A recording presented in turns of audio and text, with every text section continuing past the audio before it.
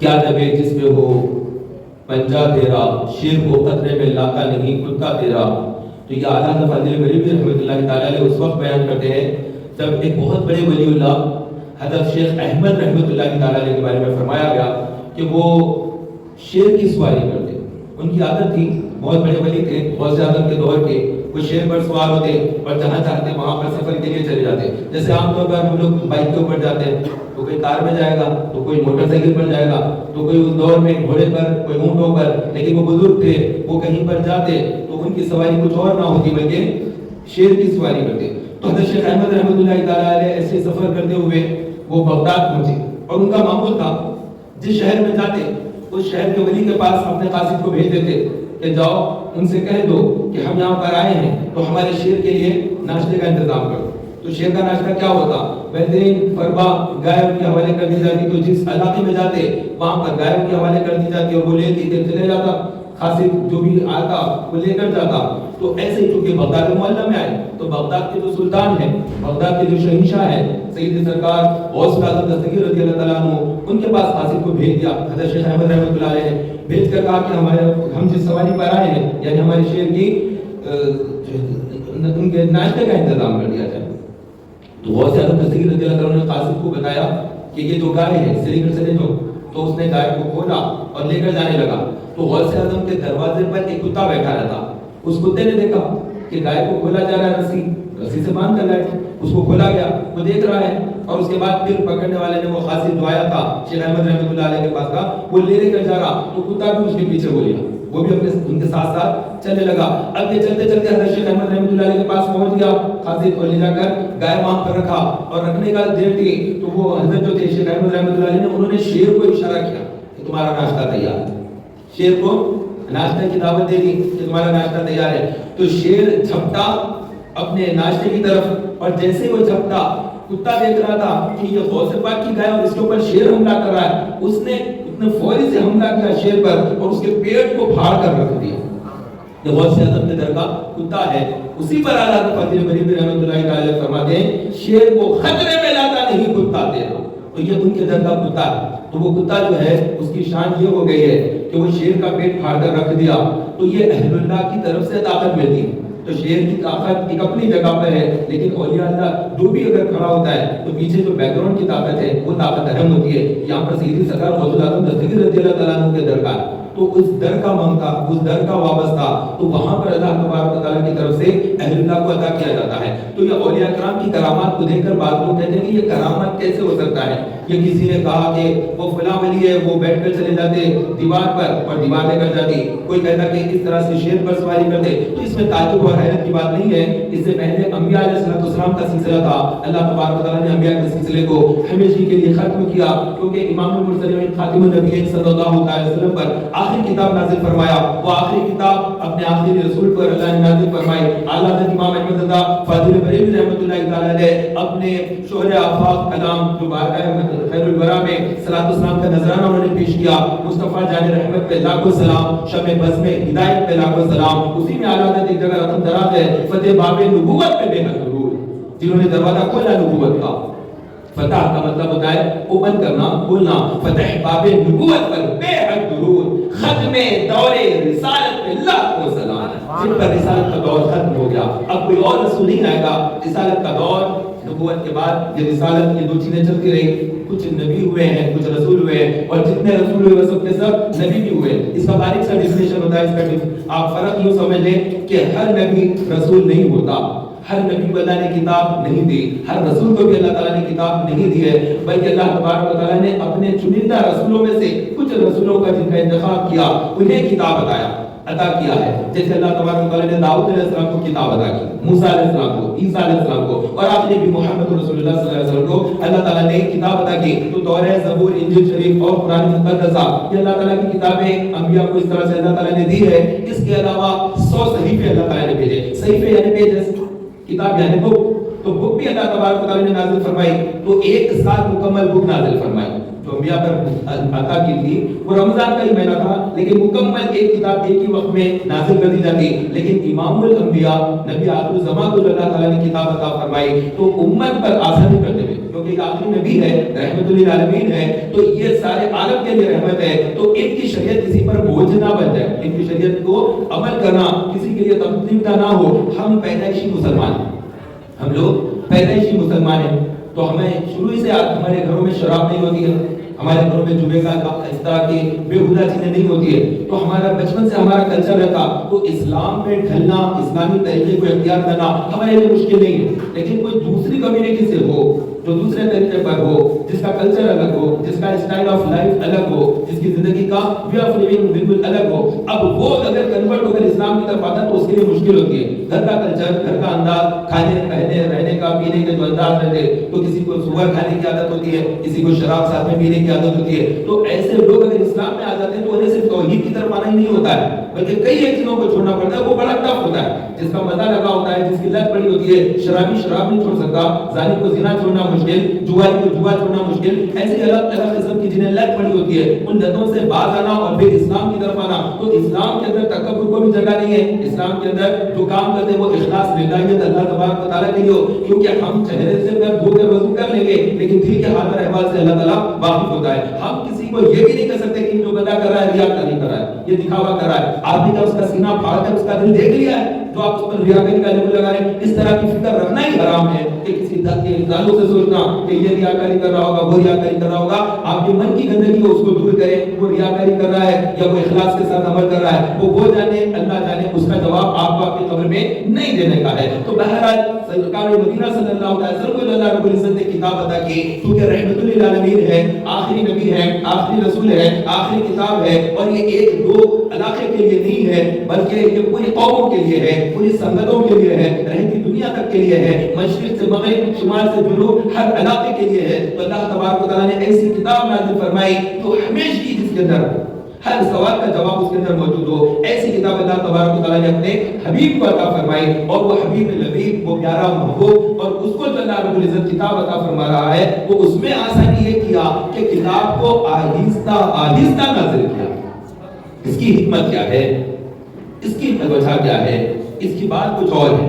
بات دراصل یہ ہے کہ کتاب اگر ایک وقت میں نازل ہو جاتی تو اسی وقت حکم ہوتا 5 وقت کی نماز پڑھو، رمضان کے روزے رکھو، 5% زکات دو، زندگی میں ایک مرتبہ حج کرو، ماں باپ کے ساتھ حسن اخلاق سے پیش آؤ، شراب نہیں پینا، زنا نہیں کرنا، جوا نہیں کھیلنا، چوری نہیں کرنا، ڈکیتی نہیں کرنا، ظلم نہیں کرنا، تکبر نہیں کرنا، ریا نہیں کرنا، فساد نہیں کرنا، ہر قسم کے گناہ جو 70 کبائر ہیں، بڑے بڑے جو گناہ 70، ان تمام کے احکامات قرآن مجید میں موجود ہے، اور وہ لوگ جن کے لیے قرآن اس وقت میں نازل ہوا تھا یہ تمام گناہوں کے اندر پائے جاتے، تو ایک ہی وقت میں مکمل قرآن آ جاتا تو وہ کیسے عمل کرتے، کیسے عمل کرتے؟ یہ بڑا ٹف ہوتا، یہ بہت مشکل ہوتی۔ تو اللہ نے اس امت پر ایک احسان جو کیا ہے تو ہم نہیں سمجھتے، لیکن اللہ کا احسان ہے امت محمدیہ پر، اور وہ احسان کیا ہے؟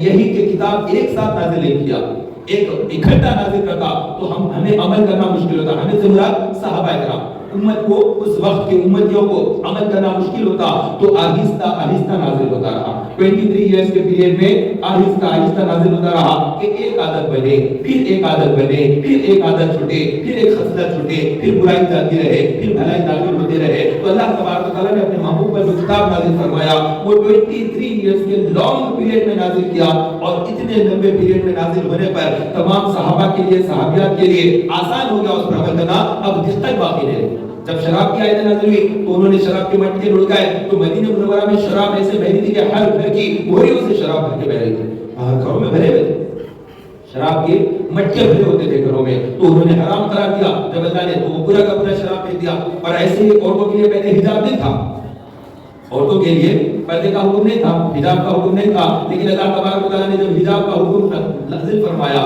تو پھر عورتوں نے اپنے دوپٹے باندھنے کے لیے اپنے گھروں سے کپڑوں کو پھاڑا اور اپنے چہروں کو، سروں کو ڈھانکنا شروع کیا۔ تو اس طرح جیسے جیسے آیتیں نازل ہوتی رہی، اس طرح سے امت کے لیے اللہ تبارک و تعالیٰ نے آسانی فرمائی۔ تو یہ امت کا مرتبہ، اس امت کا مقام، یہ امت محمدیہ ہے، اس امت کو اللہ تعالیٰ نے رہنمائی کے لیے بھیجا، رہبری کے لیے بھیجا، دیگر قوموں کی لیڈنگ کے لیے بھیجا۔ لیکن بدقسمتی آج جو دیکھ رہے ہیں، فلسطین کے اندر قتل عام دیکھتے ہیں، لبنان کے اندر قتل عام دیکھتے ہیں، آپ اگر دیکھیں گے تو ملک شام کے اندر بمباری ہوتی دیکھیں گے، عراق کے اندر میزائل گرا تھا ہوا، فلسطین کے اندر جو ہے غارت گیری کے بم ڈھاتا ہوا، آپ دیکھیں گے کہ اسرائیل کس طرح سے ظلم و زیادتی کر رہا ہے۔ پر اسلامی ممالک کے جو بادشاہ ہے، جو باہر بھی آئے زیادہ تر ایسے بادشاہ کہ بے غیرت بنے ہوئے ہیں، خاص طور پر سعودی عرب اور اس کے اطراف کے. تو یہ حالات جو بہت تیزی کے ساتھ تبدیل ہوئے ہیں، ان حالات کو بھی محسوس کریں. اور اللہ تبارک و تعالیٰ نے جس کو لیڈنگ کرنے کے لیے کہا تھا وہ قوم لیڈنگ نہیں کر رہی، تو اللہ رب العزت نے قوم کو بدل دیتا ہے. ایک قوم کو اللہ تعالیٰ قیادت دیتا ہے اور قیادت کے اندر ناپائن اہل ہوتے ہیں.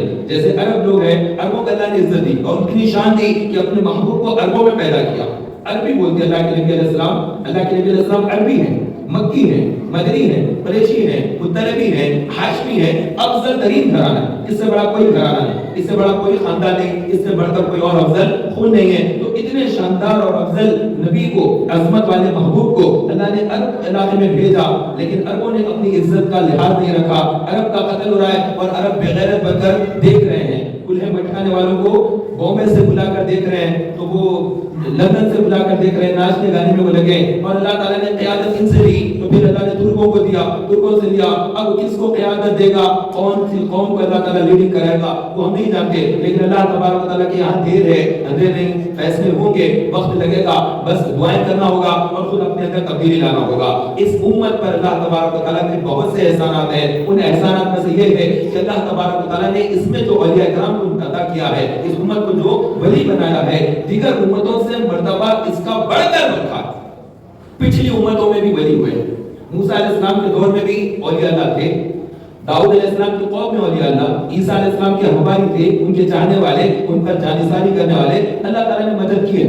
انبیاء کی، رسولوں کی اللہ تبارک و تعالیٰ کتابوں کے ذریعے مدد کرتا ہے، وحی کے ذریعے مدد کرتا ہے. اچھی نیک قوم دے کر اللہ تبارک و تعالیٰ حواریوں کے ذریعے مدد کرتا ہے. جیسے محمد رسول اللہ صلی اللہ علیہ وسلم کو اللہ تبارک و تعالیٰ نے انصار عطا کیے، نصارہ جیسے عیسیٰ علیہ السلام کو عطا کیے، وہ مدد کے لیے تیار تھے. تو اس طرح اللہ تبارک و تعالیٰ وحی کے ذریعے مدد کرتا. اور پھر اللہ رب العزت اپنے انبیاء کو معجزات عطا کرتے ہوئے کہ معجزے دیتا ہے. ہر نبی کو معجزہ دیا. کوئی ایسا نبی نہیں ہوا ہے، کوئی ایسا نبی دنیا میں آیا ہی نہیں ہے جس کو اللہ نے معجزہ نہ دیا. ہر نبی کو الگ الگ معجزے دیے.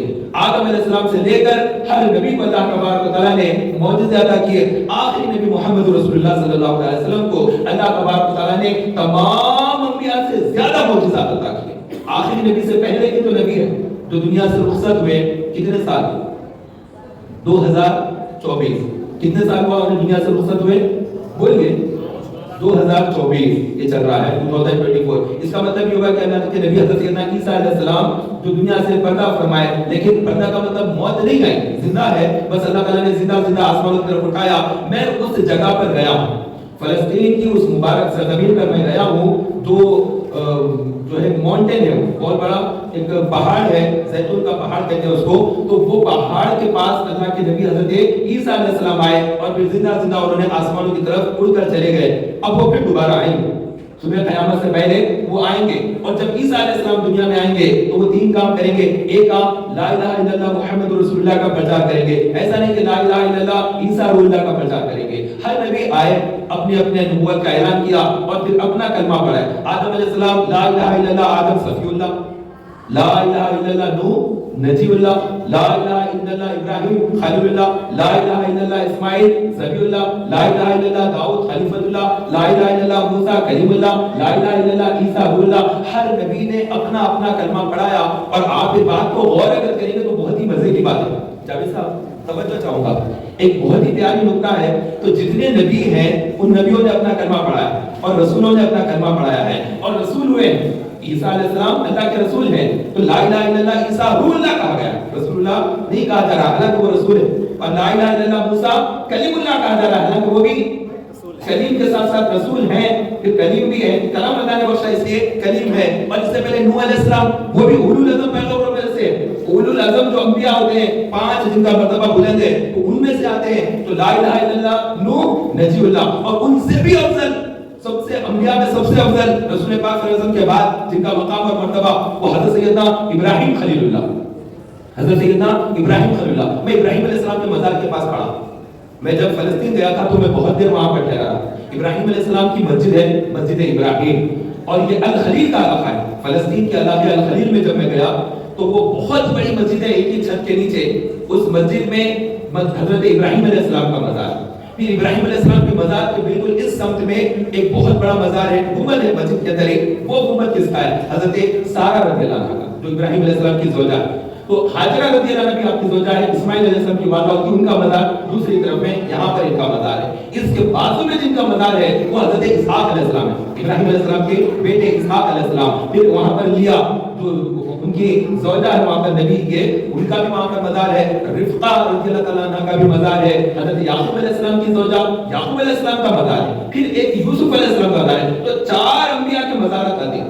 वालिद इब्राहिम अलैहिस्सलाम, उनके बेटे इसहाक़ अलैहिस्सलाम, फिर उनके बेटे याकूब अलैहिस्सलाम, फिर उनके बेटे यूसुफ अलैहिस्सलाम। लेकिन ये 3 मज़ारात उसी वक्त बने जबकि वो पर्दा फरमाए।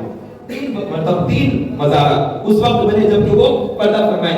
एक नबी का जो मज़ार है वो सैकड़ों साल फिर वहां पर मुंतकिल हुआ, सैकड़ों साल के बाद, क्योंकि वो फलस्तीन के अंदर पर्दा नहीं फरमाए। नबी यूसुफ अलैहिस्सलाम वो तो मुल्क मिस्र के अंदर इंतकाल फरमा गए, पर्दा फरमा गए। उनकी ख्वाहिश थी कि वो भी अपने बाप दादाओं के पास जाए, तो अल्लाह ताला ने मूसा अलैहिस्सलाम के जरिए उन्हें भी उधर मुंतकिल किया। तो सैकड़ों सालों के बाद उन्होंने कब्र को उसमें से निकाला।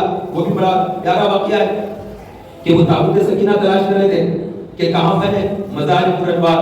हजरत यूसुफ अलैहिस्सलाम की मैयत चाहिए थी हजरत मूसा अलैहिस्सलाम को। उन्होंने चाहा कि इसको निकाले तो किसी को पता ही नहीं है कि कहां से निकालना है। तो अल्लाह ताला ने फरमाया कि फलां बुढ़िया को मालूम है, उस बुढ़िया को तो पूछ लो। तो अल्लाह तबारक व तआला के फरमान पर मूसा अलैहिस्सलाम ने बुढ़िया से पूछा कि बताओ यूसुफ अलैहिस्सलाम का मज़ार कहां है। तो उसने कहा कि मेरी एक शर्त है, मैं मज़ार बता दूंगी कहां। बुढ़िया ने कहा मूसा अलैहिस्सलाम से कि उनकी मज़ार कहां है, वो ताबूत सकीना कायम है, बताऊंगी, लेकिन एक शर्त है। तो ताबूत सकीना में यूसुफ अलैहिस्सलाम के साथ बड़ी मुकद्दस हस्तियों का कुछ सामान भी था, और भी कुछ सामान था जो अंबिया और मुरसलीन के जो सामान होते वो था। तो उसने बुढ़िया ने शर्त लगाई कि मैं मज़ार बताऊंगी कहां है, ताबूत निकालना, ताबूत सकीना जिसमें यूसुफ अलैहिस्सलाम की लाश मुबारक भी है, जिसमें अत्थर है, उसको लेकर, चूंकि मूसा अलैहिस्सलाम को वो मुबारक जिस्म लेकर जाना है, मूसा अलैहिस्सलाम को वो मुबारक जिस्म मिस्र से लेकर फिर जाना है फलस्तीन की सरजमीन, अंबिया की सरजमीन। इसलिए तो उन्होंने ख्वाहिश की थी कि मुझे फलस्तीन में ले जाया जाए। तो आप गौर करें, अगर कोई आदमी इंतकाल कर जाता है तो उसका जिस्म खत्म हो जाता है, लेकिन अंबिया के जिस्म अल्लाह की इज्जत और जलाल की कसम वैसे ही रहते हैं जैसे उन्हें दफन करते होते। उनके जिस्म पर कोई फर्क नहीं पड़ता। खुदा की कसम वो जिंदा है। इमाम अहले सुन्नत मेरे आला हज़रत फरमाते हैं रसूल पाक सल्लल्लाहु अलैहि वसल्लम की बारगाह में, तू जिंदा है अल्लाह, तू जिंदा है अल्लाह, मेरे चश्मे आलम से छुप जाने वाला। छुप जाना कुछ और है, छुपना और है। ना दिखना का मतलब ये नहीं है कि ना हो। अगर हम कोई चीजें नजर नहीं आती तो उसका मतलब ये कि ये चीजें नहीं होती है। अब हवा कहाँ नजर आती है आप बताइए, छोटी सी मिसाल दे रहा हूँ, हवा कब नजर आती है? हवा भी तो नजर नहीं आती है। और उसकी समत अगर बोलेंगे रोशनी तो है, अब आप रोशनी की समत बताइए किस समत में? आप बोलेंगे हर समत है, अल्लाह का नूर भी तो हर समत में। अल्लाह नूर समावाती वल अर्द, अल्लाह किधर है? अल्लाह नूर समावाती वल अर्द, जमीन और आसमानों का नूर है अल्लाह ताला। तो उसके लिए कौन सी समत बयान करेंगे? तो हवा की समत में आप कैसे बताएंगे हवा किधर है? हर तरफ में हवा मौजूद है, लेकिन दिखती नहीं। एहसास होता है कि हवा है, लेकिन आंखों से देखो नजर नहीं आएगी। फरिश्ते भी है, हमारा ईमान है, हमारा यकीन है, हमारा ईमान है। इस वक्त भी फरिश्ते हमारे साथ हैं, हर एक के साथ वो फरिश्ते अल्लाह ने रखे। अब यहाँ जितने इंसान उनके साथ जो बालिग हो गया, जिसके ऊपर कलम नाफिज हो गया, शरीयत जिसके ऊपर नाफिज हो गई, तो हर एक के साथ वो फरिश्ते मौजूद है। तो बताइए फरिश्ता किसी को नजर भी आता है? जब फरिश्ता नजर नहीं आता तो इसका मतलब कुछ ऐसी चीजें होती हैं जो होती हैं लेकिन नजर नहीं आती हैं। तो जमीनों से ऊपर देखेंगे तो एक आसमान नजर आ जाएगा, आसमान एक नजर आ जाएगा, लेकिन आसमान के ऊपर भी बहुत सारी चीजें वो नजर नहीं आती। इसका ये मतलब नहीं कि वो चीजें नहीं है। क्या आप इनकार करेंगे कि जन्नत नहीं है? जन्नत का अल्लाह ताला ने कुरान मजीद में तज़किरा फरमा दिया, ये जन्नत है, जहन्नम है, तो है जब अल्लाह ताला ने फरमा दिया तो है। हमारी आंखों से नजर आना जरूरी नहीं है बस काफी है। अल्लाह का फरमान हमारे लिए काफी है, रसूल पाक सल्लल्लाहु अलैहि वसल्लम का फरमान हमारे लिए काफी है। जन्नत है, जहन्नम है, अर्श मुअल्ला है। देखा आपने? नहीं। किसने देखा है? फर्श पे रहने वाले अर्श को क्या देखे? कोई नहीं देख सकता। तो उन्हें उनकी हकीकत को भी नहीं जानता। जो रसूल पाक सल्लल्लाहु अलैहि वसल्लम की शान और शौकत की अजमत को क्या तुम समझे? जो आला ने फरमाया कि फर्श वाले तेरी शौकत का उलू क्या जाने। फर्श वाले हम लोग, जमीन वाले, फर्श वाले तेरी शौकत का उलू क्या जाने। खुशरवा अर्श पे उड़ता है फरेरा तेरा। अर्श पर जो आ जाते हैं, और जाना तो फिर भी बहुत मुश्किल होगा, लेकिन आना उससे भी ज्यादा मुश्किल होगा। अल्लाह के दरबार में जाने के बाद फिर वापस यहाँ पर आना कितना मुश्किल होगा।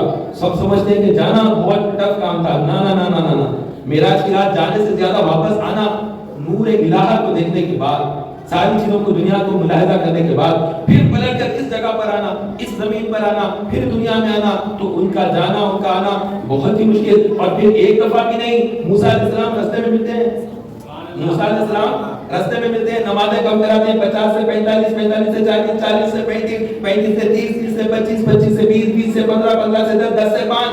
تو اتنے وقت آنا جانا تو ایک دفعہ اللہ تعالیٰ نے بلایا، بار بار یہ جا رہے ہیں. کیسے جا رہے ہیں؟ بلغ الہدی بکمالہ کشف الدجی بجمالہ حسن جمیع خصالہ صلوا علیہ وآلہ. پڑھو بابا دے بولے یہ رسول پاک صلی اللہ علیہ وسلم، صلی اللہ علیہ محمد صلی اللہ علیہ وسلم. تو جیسے تمام انبیاء کے اندر، تمام رسولوں کے اندر محمد رسول اللہ کا مقام بلند و بالا ہے. سب سے اولا والا ہمارا نبی، میرے امام کہتے ہیں سب سے اولا والا ہمارا نبی، سب سے بالا وہ والا ہمارا نبی. بجھ گئی جس کے آگے سبھی مشعلیں، شمع وہ لے کر آیا ہمارا نبی، وہ شان والا نبی. تو وہ نبی کی امت بھی تمام امتوں سے شان والی ہو گئی. کس کی وجہ سے ہوئی؟ کنتم خیر امت اخرجت للناس، کنتم خیر امت اخرجت للناس تأمرون بالمعروف وتنهون عن المنکر وتؤمنون باللہ. اے امت محمدیہ، اللہ تعالیٰ فرما رہا ہے اے امت محمدیہ تم بہترین امت ہو. کون فرما رہا ہے؟ رب. وجہ کیا بیان کرتا ہے؟ کنتم خیر امت اخرجت للناس. اب آگے وجہ بیان فرماتا ہے تأمرون بالمعروف، نیکی کا حکم دیتے ہو، وتنہون عن المنکر، اور برائی سے منع کرتے ہو، تؤمنون باللہ، اور اللہ پر ایمان رکھتے ہو. تین وجہ بتا دی. اور اصل وجہ کیا بتا رہا ہے اللہ تعالیٰ؟ ایک، نیکی کا حکم دیتے ہو، دوسرا برائی سے منع کرتے ہو، تیسرا اللہ پر ایمان رکھتے ہو. اب آپ اپنے دل پر ہاتھ رکھیے. عبدالرؤف صاحب دل پر ہاتھ رکھ کے جواب دیجیے مجھے، کیا داؤد علیہ السلام کی قوم نیکی کی دعوت نہیں دیتی تھی؟ ضرور دیتی تھی. کیا موسیٰ علیہ السلام کی قوم نیکی کی دعوت نہیں دیتی تھی؟ کیا عیسیٰ علیہ السلام کے حوالے جا کر نیکی کی دعوت نہیں دیتے تھے؟ کیا وہ شراب سے لوگوں کو نہیں روکتے؟ کیا وہ زنا سے نہیں روکتے؟ کیا وہ برائی سے روکنا نہیں کرتے تھے؟ کیا وہ نیکی پر عمل کرنے اور برائی سے روکنے والا کام، عظمت والا جو کام اللہ تعالیٰ فرما رہا ہے، کیا وہ نہیں کرتے تھے؟ تمام قومیں کرتی رہی. قوم داؤد، قوم موسیٰ، قوم ہارون، قوم عیسیٰ، تمام قوم، یہ تمام قوم یہ کام کرتی رہی، نیکی کا حکم دینا، برائی سے منع کرنا، اور اللہ پر ایمان رکھتے تو رکھتے تھے. انہیں بھی اللہ تعالیٰ نے کتاب عطا کی، توراۃ شریف ملی تھی، زبور شریف ملی تھی، انجیل مقدسہ ان کو عطا ہوئی تھی، اور اس میں کیا تھا؟ توحید، وحدانیت. تمام کتابوں میں جو بات یکساں ہوتی ہے، ہر کتاب میں اللہ کی 4 کتابیں ہیں مشہور، اور اس کے علاوہ 100 صحیفے اور بعض روایت میں 200 صحیفے ہوتے ہیں جو اللہ تعالیٰ نے نازل فرمائے. اب وہ کون سا ہے صحیفے؟ صحف ابراہیم و موسیٰ. خود اللہ تعالیٰ قرآن پاک میں فرماتا ہے کہ جو ہم نے صحیفے عطا کیے ابراہیم علیہ السلام کو اور موسیٰ علیہ السلام کو. تو موسیٰ علیہ السلام کو کتاب بھی عطا کیا، صحیفے بھی عطا کیا. ایسے 100 انبیاء پر اللہ تبارک و تعالیٰ نے کتابیں اور صحیفے عطا کیے. تو بعض علماء نے، مفتی امجد علی رحمۃ اللہ علیہ ایک بہت بڑے عالم دین ہوئے، بہت بھاری عالم دین، ان کا نام ہے مفتی امجد علی رحمۃ اللہ علیہ. نام یاد رکھیے، یہ انہیں صدر الشریعہ کہا جاتا ہے، بدر الطریقہ کہا جاتا ہے، طریقت کے بدر ہیں شریعت کے اندر. یہ بہت بے مثل عالم دین ہوئے ہیں. اعلیٰ حضرت امام احمد رضا فاضل بریلوی رحمۃ اللہ علیہ کے ساتھیوں میں سے، ان کے شاگردوں میں سے، بلکہ ساتھ رہا کرتے. اور ان کی جو کتاب ہے مفتی عبد علی رحمۃ اللہ تعالیٰ علیہ کی، گھوسی میں آپ رہتے تھے، تو وہ جو گھوسی میں مزار اور مدرسہ وغیرہ بھی ہے، تو بریلی شریف میں آپ رہا کرتے. تو ان کا مقام اور مرتبہ ایسا، انہوں نے ایک کتاب لکھی بہار شریعت. کیا ہے کتاب کا نام؟ بہت بھاری کتاب ہے مفتی امجد علی رحمۃ اللہ علیہ کی. تو اس کتاب پر اعلیٰ حضرت فاضل بریلوی نے دستخط کیا کہ یہ کتاب اچھی ہے. تو آپ سمجھ سکتے ہیں کہ ان کا مقام اور مرتبہ کتنا بڑا ہوگا. اور وہ بھی 3 الگ الگ اسباب کے وقت میں اعلیٰ حضرت نے 3 جگہ دستخط کیے اس کتاب میں. یہ کتاب ہے اعلیٰ حضرت کے شاگرد خاص مفتی امجد علی رحمۃ اللہ تعالیٰ علیہ. تو آپ بہت سے دارالعلوم کے نام سنتے ہوں گے، جامعہ سنتے ہوں گے، جامعہ امجدیہ گھوسی یو پی کے اندر ہے، جامعہ امجدیہ ناگپور کے اندر بھی ہے، اور پڑوسی ملک میں بھی بہت بڑے جامعہ ہیں امجدیہ کے نام سے، کیونکہ اعلیٰ حضرت کے خلفاء، اس کے بعد حضور مفتی اعظم ہند کے خلفاء، وہ پڑوس کے ملک میں گئے اور وہاں جا کر سنیت کو مضبوط کیا. ہند میں اور پڑوسی ملک میں جنہوں نے عقیدہ اہل سنت پر کام کیا، وہ فاضل بریلوی کے علماء نے بہت زیادہ کام کیا ہے. عقیدہ اہل سنت کو مضبوطی دینا، اگر آپ اس میں دیکھیں گے تو उस पड़ोस के मुल्क में देखेंगे तो आपको दिखेंगे हजरत नईमुद्दीन मुरादाबादी रहमतुल्लाह अलैह के खलीफा मुफ्ती अहमद यार खान नईमी रहमतुल्लाह अलैह, जो पाकिस्तान के अंदर पंजाब है, पंजाब के अंदर एक सूबा पंजाब के अंदर एक शहर गुजरात है, गुजरात में मस्जिद गौसिया है, वहां पर आपका मज़ारिकुल अनवार है, और उन्होंने बहुत भारी काम किया है, उनकी किताबें देखो बहुत भारी। तो मालूम ये हुआ कि अल्लाह तबारक व तआला जिनसे काम लेना है उनसे काम ले लेता है, तो ये नसीब की बात है। तो इससे पहले की कौमों से भी अल्लाह ने काम लिया है, उम्मतों से काम लिया है और संगतों से काम लिया है, और उनके अंदर भी नेक लोग हुए हैं जो नेकी का हुक्म देते, बुराई से मना करते, एक अल्लाह पर ईमान रखते। उसके बावजूद भी अल्लाह ने इस उम्मत की शान बयान की ये 3 गुण बताते हुए। तो ये 3 गुण तो इससे पहले की उम्मतों में भी थे। इसकी वजह असल ये है, उलमा फरमाते हैं इसकी असल वजह ये है कि ये महबूब की उम्मत, ये मेरे महबूब की उम्मत है, इसलिए इसका मकाम और मर्तबा बुलंद है, क्योंकि महबूब का मकाम तमाम नबियों और रसूलों में बुलंद है, तो नबी की उम्मत का मकाम भी तमाम उम्मतों में बाला हो गया। तो जैसे तमाम उम्मतों में उम्मत मुहम्मदिया का मकाम मर्तबा बुलंद है, ऐसे ही दिगर कौमों के अंदर, दिगर उम्मतों में, संगतों में जितने औलिया हुए हैं, जितने अल्लाह के नेक बंदे हुए, अल्लाह वाले हुए, उन तमाम नेक बंदों से इस उम्मत के नेक बंदे और औलिया का मकाम बुलंद और बाला। तो जब औलिया का मकाम दिगर औलिया से इस उम्मत के औलिया का भारी है, आला है, बाला है, तो फिर उसमें उनके जो इमाम है, वो इमाम कौन है? गौसे आज़म इमाम तुक़ा व नुक़ा, जलवे शान कुदरत बिला कुफ़र।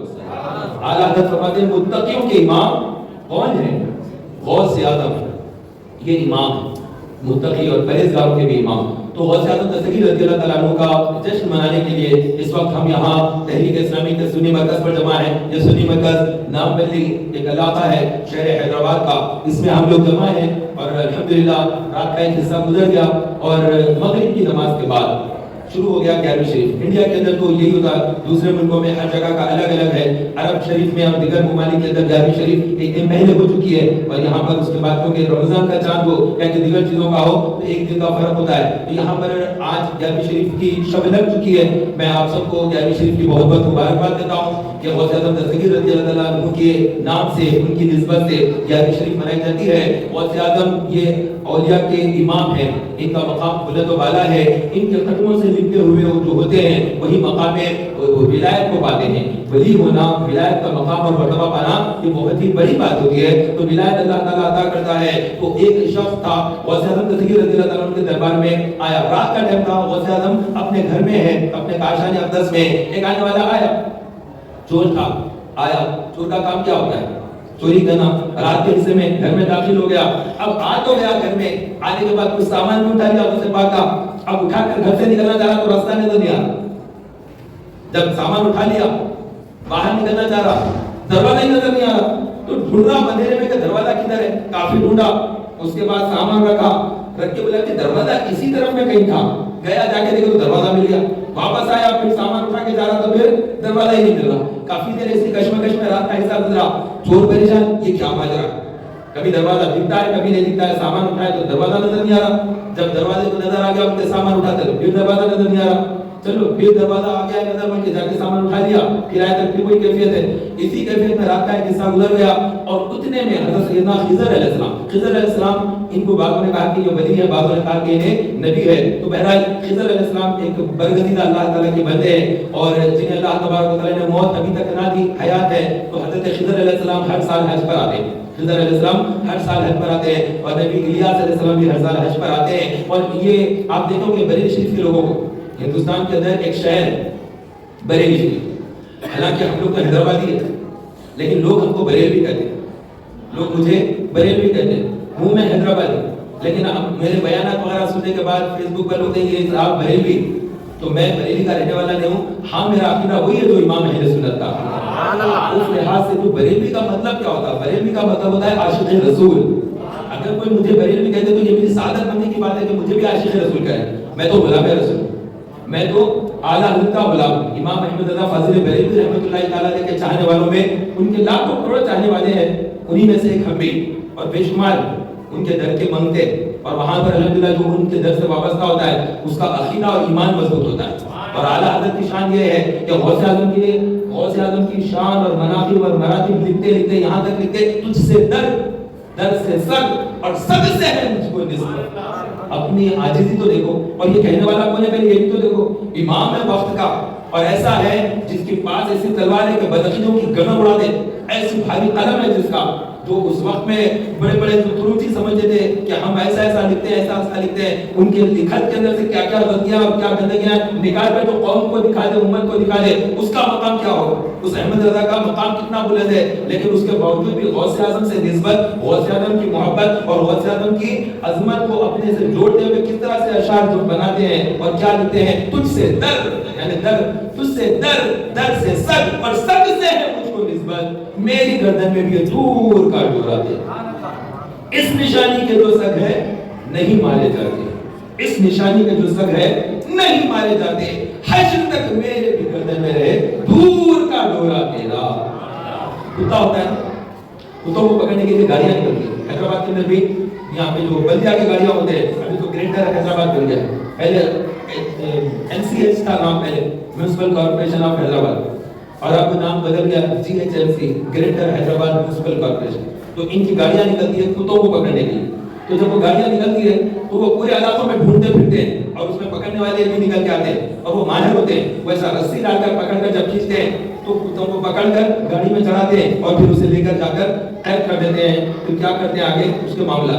تو بہرحال تو وہ کتا جو بھی آوارہ نظر آتا ہے اس کو پکڑے اور پھر اس کو ڈال دیا، ایسے بے شمار کتوں کو ڈال دیں گے، لیکن جو بلدیا کی طرف سے پٹا ملتا ہے کتے کی گردن میں ڈالے گا کہ یہ ہمارا پالتو ہے، تو وہ جب پٹا لگا دیتے ہیں تو وہ کتے کو لوگ کیا کرتے ہیں، چھوڑ دیتے ہیں کہ نہیں اس کو نہیں، یہ بلدیا کی طرف سے اس کو ہے۔ تو اعلیٰ حضرت فاضل بریلوی بھی اس طرف اشارہ کرتے ہیں، اس طرف اشارہ کرتے ہوئے کہتے ہیں میرے گردن میں بھی ہے دور کا ڈورا تیرا، اس نشانی کے جو سگ ہے نہیں مارے جاتے، جو نشانی ہے قادری پٹا ہے گلے میں، اس وجہ سے ہم نہیں مارے جاتے، کیونکہ ہماری گردن میں بھی دور کا ڈورا غوث اعظم سے جا کر ملتا ہے۔ تو جو بندہ اپنے آپ کو قادری کہے، جو بندہ خود کو غوث البرکہ کہے، خود کو قادری کہے، تو کیا غوث اعظم قیامت کے دن اسے چھوڑ دیں گے؟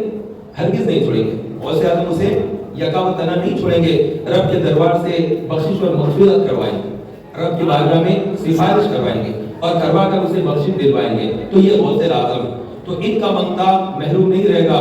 تو قادریوں کے لیے خوشخبری، چشتیوں کے لیے خوشخبری ہے، ارے غریب نواز کا چاہنے والا تو ہمیشہ خود کو چشتی کہے گا، غریب نواز کا چاہنے والا کہے گا، اجمیر کا منگتا کہے گا، اجمیر سے محبت رکھنے والا بتائے گا، تو کیا قیامت کے دن غریب نواز اس کو نکال دیں گے، غریب نواز اس کو طرف کر دیں گے؟ نہ نہ نہ، ایسا نہیں، غریب نواز سلطان الہند اس کی بخشش اور مغفرت کروائیں گے رب کے پاس۔ حضرت شیخ صاحب الدین سہروردی رحمۃ اللہ تعالی کیا ایسے ہی چھوڑ دیں گے؟ نہ، سہروردیوں کے لیے مبارک کہ ان کو بخشایا جانے والا ایک ہستی ہے حضرت بہاؤالدین نقشبندی رحمۃ اللہ تعالی کے چاہنے والے۔ کیا شاہ نقشبند کے منگتے ایسے مارے مارے پھریں گے حشر میں؟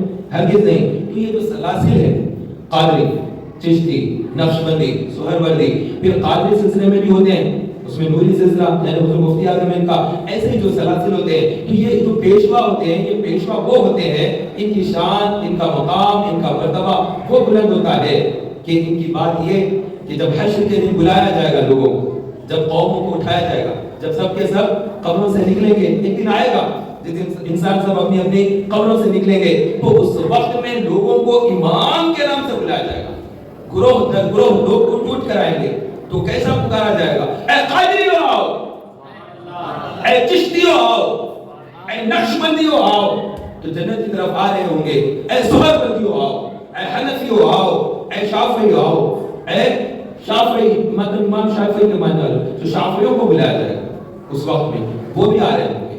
تو وہاں پر چاروں ائمہ، چاروں سلاسل کے بزرگ، ان سب کے ماننے والے سب کے سب دوڑے دوڑے جا رہے ہوں گے، ہر ایک کو اللہ تبارک و تعالیٰ کے فرشتے اس طرح سے بلائیں گے جیسے امام کے ساتھ لوگ جڑے ہوں گے۔ تو ہم بھی الحمدللہ تعالیٰ اگر شریعت کے اعتبار سے دیکھیں تو ہم کیا ہے؟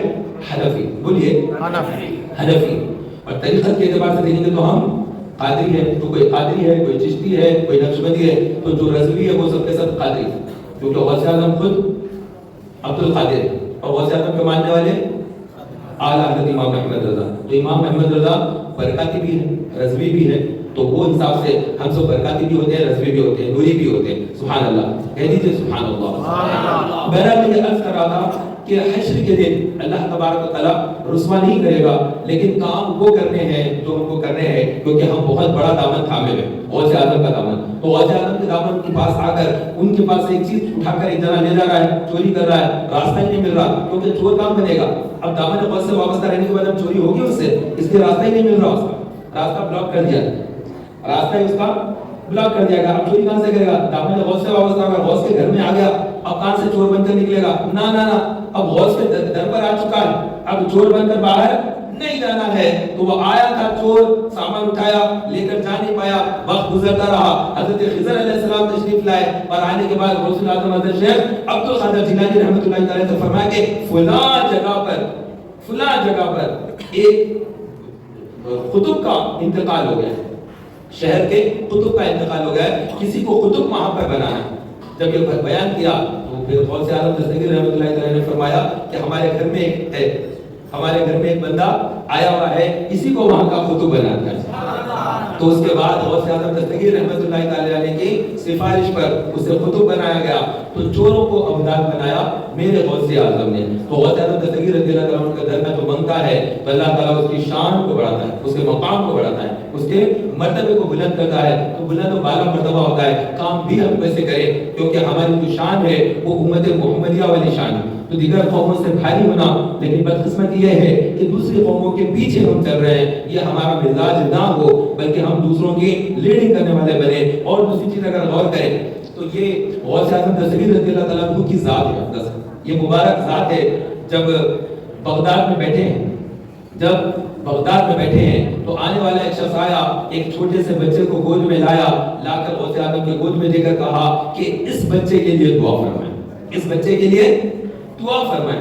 تو غوث اعظم دستگیر رضی اللہ تعالیٰ عنہ نے بچے کو گود میں لیا اور اللہ کے دربار میں ہاتھ اٹھا کر دعا مانگی کہ اے اللہ، اس بچے سے تو دین کے اسلام کا بڑا کام لے، دین مدین کا تو بڑا کام لے لے. تو غوث اعظم نے دعا دی. وہ چھوٹا سا بچہ، کم سے شیرخوار بچہ، وہ دودھ پیتا بچہ غوث اعظم کی گود میں آیا ہوا ہے. اور پھر بچے کو انہوں نے واپس کیا. اب کیا تھا وقت دیکھیں کہ کیسا بدلا. وہ بچہ بڑا ہوا، جوان ہونے کے بعد وہ فوج کا سپہ سالار ہوا اور پھر قادری لشکر تیار ہوا. ایک ایسا فوجی لشکر تیار ہوا، لشکر جرار، جو عراق اور ترکستان کے علاقے سے ملا جلا علاقے سے ہوا. اور وہ علاقہ تھا کردستان. بول دیجئے کون سا علاقہ؟ کردستان. تھوڑا حصہ اس کا آج کے دور کے حساب سے، کیونکہ جغرافیکلی بدلتے رہتے، میپ بدلتے رہتا. ایک زمانہ تھا پاکستان کوئی وجود ہی نہیں تھا، بعد میں پھر وہ جغرافی کے اعتبار سے ایک الگ بن گیا، ورنہ وہاں کے جو شہر ہوتے وہ بھی انڈیا کا علاقہ کہلاتا. ایسے ڈھاکہ وہ بھی انڈیا کا علاقہ. تو جغرافیکلی اب الگ الگ حصوں میں بٹ گیا. تو کرد ایک علاقہ تھا، وہ کردستان اب باقی نہیں رہا، کیونکہ کرد علاقہ تھوڑا ترکی کے اندر چلا گیا، تھوڑا ترکی کے اندر گیا اور تھوڑا حصہ عراق کے اندر ہے. تو یہ کرد علاقہ کہلاتا ہے. تو کردستان کے رہنے والے ایک بزرگ نے لا کر اپنے بچے کو غوث اعظم سے دعا منگوائی. تو انہوں نے دعا کی، وہ بچہ جوان ہوا تو سلطان صلاح الدین ایوبی بن کر وہ حملہ قادری لشکر گیا اور جا کر فلسطین کو فتح یابی عطا کی. تو فلسطین اگر فتح ہوا ہے تو وہ قادریوں کا لشکر آگے گیا تھا، وہ غوث اعظم کے چاہنے والوں کا. غوث اعظم کی دعا کی کہ مسجد اقصی آزاد ہوئی. اور پھر دور بدلتا ہے، وقت بدلتا ہے. تو آپ اگر غور کریں گے تو اس وقت میں اللہ کا ایک ولی بغداد میں معلّہ میں تو کیسا زمانہ عروج پر اسلام کا. تو غوث اعظم جلوہ فرمائے، جنہیں دیکھ دیکھ کر لوگ کلمہ پڑھتے، برائیاں ختم ہوتی ہے. وہ ذات اس وقت وہاں موجود اور ہند کی سرزمین پر مشرکانہ رسم و رواج کو ختم کرتے ہوئے، اسلام کا جھنڈا بلند کرتے ہوئے، لا الہ الا اللہ کی صدائیں بلند کرتے ہوئے، اللہ اکبر اللہ اکبر، جگہ جگہ تکبیر ہو رہی ہے. کون سی ذات ہے جو کردستان کے علاقے کو فتح کروا رہی ہے؟ وہ کون سی ذات ہے جو ادھر کو آئی ہے؟ تو یہ کہیں اور سے نہیں، چشت سے ایک بڑی ہستی آئی ہے ہند کی طرف اور آ کر اجمیر میں اس نے اپنا مقام بنایا ہے. اور وہ ذات اسلام کی تبلیغ کر رہی ہے اور شہر اجمیر میں ہے اور دہلی کے اندر ایک سلطان بنا کر قطب الدین بختیار کاکی کو بٹھایا ہے اور دعوت و تبلیغ کا کام چل رہا ہے. ایسا عروج پر ہند کے اندر اسلام کا وقت آیا تھا کہ اللہ تبارک و تعالیٰ نے فلسطین کی مسجد کو اقصی کو آزادی دی اور ہمیں عطا فرمائی. تو یہ مسجدوں کا ملنا، یہ مسجدوں کا ہونا ایسے ہی نہیں ہے. اگر آپ اس کو ایک دائرہ نظر سے دیکھیں گے تو آپ کو محسوس ہوگا کہ نیک لوگوں کی وجہ سے مسجدیں مل جاتی ہیں اور بدکاروں کی وجہ سے مسجدیں کب جاتی ہے؟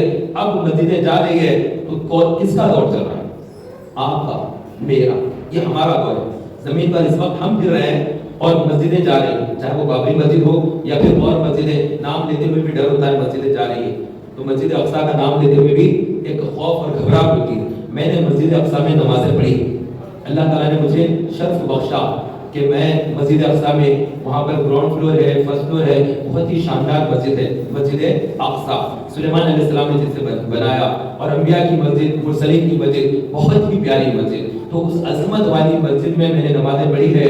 بہت ہی بڑا بڑا پتھر، ایک ایک پتھر اتنا چوڑا اور اتنا بڑا، اتنا ایسی شاندار مسجد، اور اس کا سیلاب بھی بہت شاندار اور بہت ہی عظمت والی مسجد. یہ وہ مسجد ہے جس مسجد کے اندر امامت کسی اور نے نہیں، تمام انبیاء کے امام محمد رسول اللہ صلی اللہ علیہ وسلم وہاں نماز پڑھے. اور نماز پڑھنے والے کون؟ تمام انبیاء اور مرسلین. کم و بیش 1,24,000 انبیاء جہاں پر آ کر نماز پڑھے. وہ مسجد اقصیٰ ہے. وہ اس وقت کے اعتبار سے جارڈن کا علاقہ کہلاتا تھا. بعد میں پھر جو ہے ورلڈ وار کے بعد، سیکنڈ ورلڈ وار کے بعد عرب ممالک کے ٹکڑے ٹکڑے کر کے انہوں نے 20-25 قیمہ بوٹی ٹکڑے ٹکڑے جیسا قصاب کر دیتا ہے، ایسا انگریزوں نے کر کے ایک ملک مصر بنا دیا، ایک لیبیا کا ایک علاقہ الگ بنا دیا، ایک سعودی عرب بنا دیا، ایک جارڈن الگ کیا، یمن الگ کیا، عراق الگ کیا، ملک شام الگ کیا. یہ تمام ملا کر ایک ہی ملک تھا، وہ تھا ترکی. کیا تھا پہلے؟ ترکی. اور یہ خلافت تھی، یہ خلیفہ ہوا کر.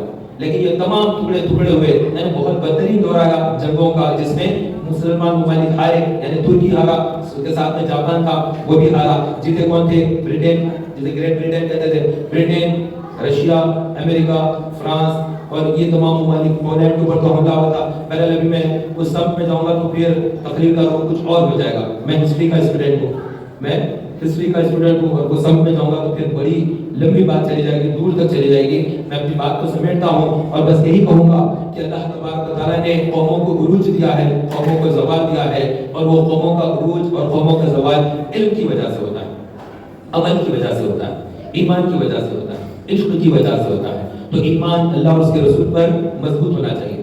آمنت باللہ و ملائکتہ و کتبہ و رسلہ والیوم الآخر والقدر خیرہ و شرہ من اللہ تعالی والبعث بعد الموت. تو ان تمام پر ایمان مضبوط ہونا چاہیے. ایمان میں جھول، کمزوری، یہ بھی تباہی لا دیتا ہے. اور پھر رسول پاک کی محبت نہ ہو تو وہ موت ایسی، وہ زندگی بھی ایسی ہے جیسے مردہ.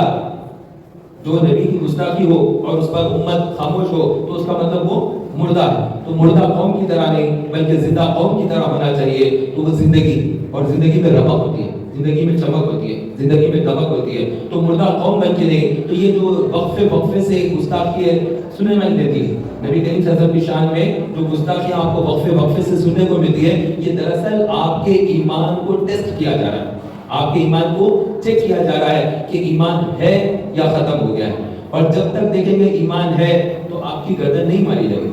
آپ لڑتے رہیں گے گستاخی کے اوپر، آپ کی گردن نہیں مارے گی. آپ کی بیٹیوں کو، آپ کی بہنوں کو اٹھا کر نہیں لے جائیں گے، کیونکہ آپ کے پاس ایمان ہے. وہ اس چیز سے ڈر کر رکے رہیں گے. اور جس وقت آپ کی عظمت ختم ہوگی، آپ کی ایمان کی عظمت ختم ہو جائے گی، اس وقت جب رسول پاک کی گستاخی ہوگی اور امت خاموش ہوگی، پھر ایسا زبردست مشرکین کا حملہ ہوگا کہ اب ان کے پاس ایمان نہیں ہے، ان کے نبی کی گستاخی پر بھی یہ خاموش ہے، اب ان کو مارو گے کچھ نہیں کر سکتے. وہاں پر گھر کے گھر اجڑیں گے، بچوں کی عزتیں اور آبرو اجڑیں گے، اور مردوں کے خون بہہ جائیں گے. بہت بربادی اس کے بعد آئے گی. ابھی امت کے اندر یہ چیز باقی ہے، اگرچہ کہ دوسری چیزوں میں زوال پذیر ہو گئے، لیکن آخری چیز جو سب سے آخری چیز ہوتی ہے وہ نبی کی شان اور نبی کی عظمت پر سروں کو قربان کرنا. اس امت میں ابھی وہ ایک چیز باقی رہ گئی. اگر وہ باقی رہی تو پھر لوٹ کر آنا، پھر سے عزت، پھر سے شان اور پھر سے کامیابی کی امید ہے.